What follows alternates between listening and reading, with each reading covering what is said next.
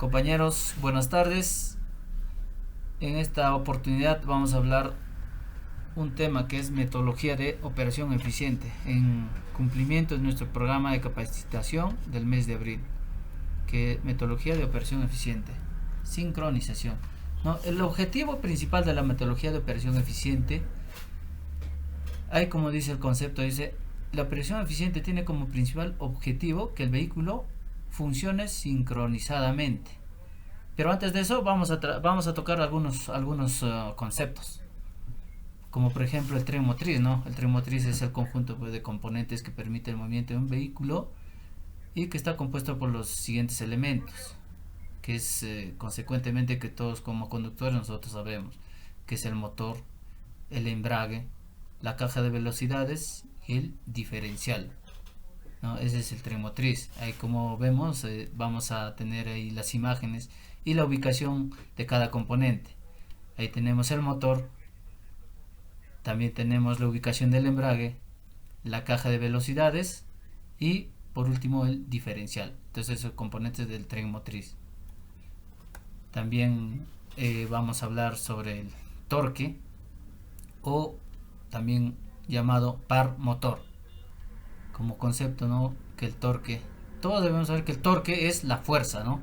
El torque es fuerza que genera el motor durante el giro del cigüeñal, ¿no? Existiendo un rango de revoluciones, donde este torque máximo, es decir, que la zona donde el motor desarrolla su mayor fuerza, donde va a alcanzar la mayor fuerza del motor, ¿no? Ese es el torque. Por otro lado, también hay que hablar de qué es potencia.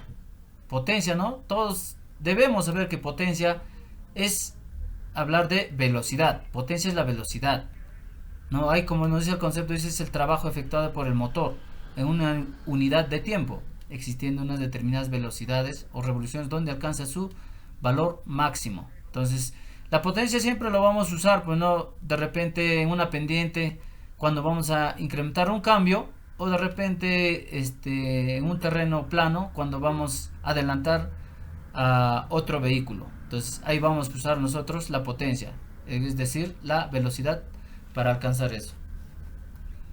Ya, y también vamos a hablar el componente más sensible del tren motriz. Nosotros debemos saber, conocer que el componente más sensible del tren motriz es el embrague. Entonces todos debemos saber, ¿no?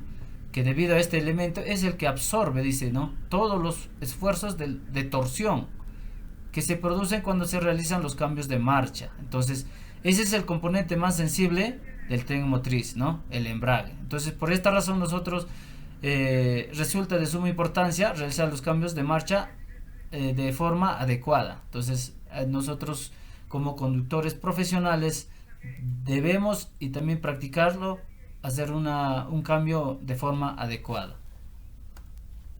¿no? Entonces también vamos a hablar de la configuración vehicular, que es muy importante. Nosotros debemos saber con qué tipo de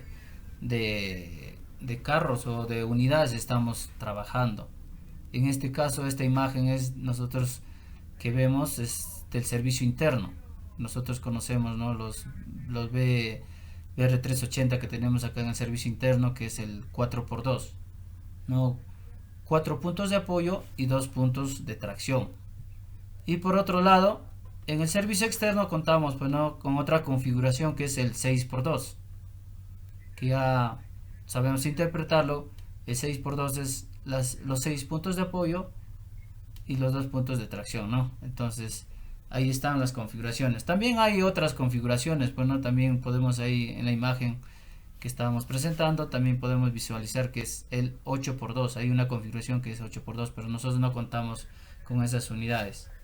Entonces esa es la configuración. Ahora el tema del ralentí. El tema del ralentí es un tema, o es algo puntual nosotros como conductores debemos de saber. ¿Qué es el ralentí? ¿No? El ralentí, como sabemos, es el régimen mínimo de revoluciones por minuto a las que se ajusta un motor de combustión interna para permanecer en funcionamiento de forma estable, ¿no? Sin la necesidad de accionar el pie, ¿no? Nosotros tenemos en estos buses ya modernos, ¿no? De la normativa Euro 5, tenemos bien clarito que el tema del ralentí es bien necesario usarlo. Es necesario, si nosotros vamos a parar más de 4 minutos, ya nosotros debemos accionar eh, el maniobro del ralentí. En el servicio externo es bien consecutivo que se usa más el ralentí en el tema de el uso del aire acondicionado, que tenemos también el sistema del BioSafe, que tenemos que tenerlo activado. Igual también el servicio interno lo tenemos que tener activado. Siempre, si vamos a demorar más de 4 minutos, un semáforo, un mantenimiento de vías, de repente ese ralentí tenemos que todos utilizarlo y darle uso de la forma correcta. Eso es el tema del ralentí, ¿no? Entonces debemos tener bien presentes y estar ahí eh, presentes ahí, ¿no? También tenemos ahí el rango de operación, ¿no? Todos sabemos el rango de operación, como venimos, se da en distintas unidades, ¿no? Nosotros tenemos los Mercedes-Benz acá, también tenemos el Volvo, tenemos el Hino. Entonces los rangos de operación de cada unidad es distinto, ¿no?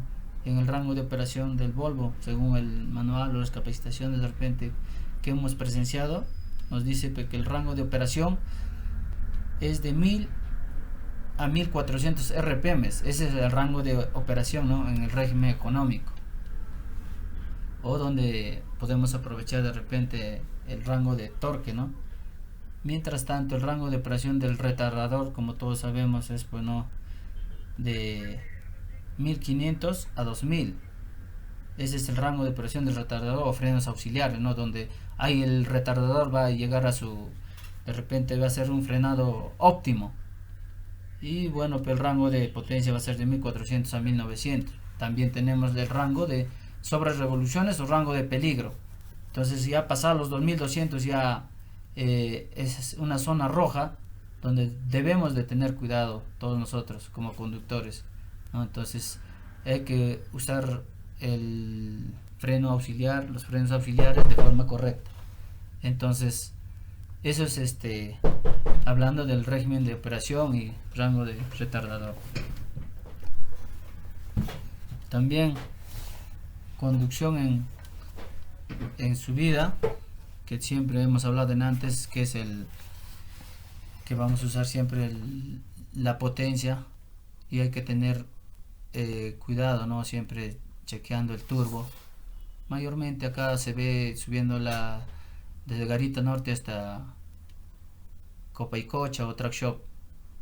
Siempre usemos ahí el torque, ¿no? Tranquilamente el bus en su cambio adecuado de repente de subida, tranquilamente sube en su torque a 1400, sube tranquilamente el bus ahí sin nada de repente exigirle, ¿no? Entonces también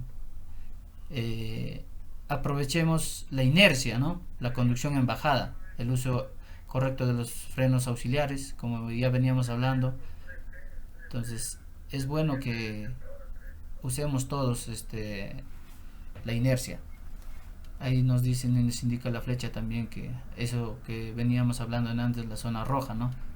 Rango de sobre revoluciones. Eso tenemos que tener bastante cuidado, ¿no? También tenemos algunas técnicas de conducción, que es el arranque y calentamiento del motor, calentamiento del vehículo, ¿no? Tenemos que calentar. Es como salir a un campo de fútbol y tenemos que calentar. Igual la máquina también tenemos que calentar, ¿no? Es como todos sabemos con conductores profesionales. Hay conducir con previsión, anticipación de los acontecimientos en carretera.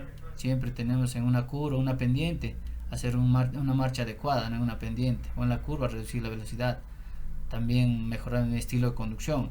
Eso, mejorar mi estilo de conducción, va para todos nosotros, que debemos día a día mejorar, que nos va a valer en todo sitio donde vayamos. Ese estilo de conducción que nosotros sabemos, hasta nos van a decir, oye, ¿dónde han aprendido? Esas buenas prácticas a nosotros como conductor nos hacen mejorar, ¿no? También hay que evaluar nuestra actitud, ¿no? ¿Cómo hay que ser? No hay que ser conductores de repente agresivos, ¿no? También hay que operar en la faja de operación ideal de rotación, dice, ¿no? Las marchas más altas posibles, ¿no? También hay que apreciar la inercia, ya hablamos de eso. También no hay que despreciar la inercia desarrollada del motor, ¿no? Es prácticamente lo que hemos estado hablando, la conducción en pendiente. No circular en neutro, como todos sabemos, eso es la antigua, ¿no? Lo criollo, de repente se habla, lo pongo en neutro y ahorro combustible, no es así. Mantener también la dirección alineada, ¿no? Toda conducción que se ponga a libre desplazamiento del vehículo resta potencia, y la potencia es consumo. Toda aceleración también sabemos que es consumo. Otro es mantener los neumáticos calibrados y balanceados, ¿ya? También la parada del motor, dejarlo funcionar por lo menos 30 segundos, ¿no? En mínimo ralentí. El ralentí tiene, ¿no? Baja y alta, ¿no? Lo que todos los buses o todas las unidades tienen, cuentan con ralentí mínimo, ¿no? Tú al arrancar ya el ralentí se pone en 5, ¿no? Entonces ese es el ralentí mínimo. Entonces dejarlo por 30 segundos, ¿no? Como dice ahí. Entonces para no tener de repente desgaste prematuro de los componentes. Ya, otra vez atención, no acelerar al parar el motor podría ocasionar serios daños en el turbo alimentador, dice, ¿no? Y no parar el motor inmediatamente si la temperatura está por encima de 90 grados centígrados. Y dejar el ralentí por 2 o 3 minutos. Ahí estamos hablando justamente de la parada del motor, ¿no? Entonces hay que dejar eso. Y finalmente, bueno, nuestro objetivo básico de sincronización es, pues, la determinación de la marcha adecuada y el desplazamiento en las revoluciones convenientes, de acuerdo a las circunstancias de operación que la ruta exige, con el propósito que los diferentes engranajes del tren motriz, como ya hemos tocado, el tren motriz giren en las proporciones de diseño sin sobrecarga innecesarias. Bueno, compañeros, eso es todo por mi parte y agradezco su atención y buenas tardes.